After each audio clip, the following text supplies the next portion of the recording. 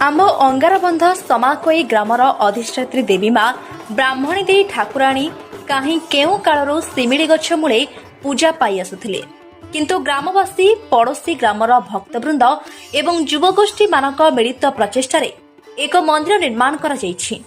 निर्माण कार्य दीर्घ 5 वर्ष बीती जाइथिले मध्य ताहा संपूर्ण होई जायछि। एथि सहित चलित फाल्गुन मास शुक्ल पक्ष नवमी बुधवार 25/2/2026 तारीख कलश यात्रा एवं 26/2/2026 तारीख गुरुवार दिन मंदिर प्रतिष्ठा और गर्भगृह प्रवेश एवं 2 दिन धरी अन्नप्रसाद होइथिला। एही उत्सव रे प्राय 3000 भक्त समागम होइथिले।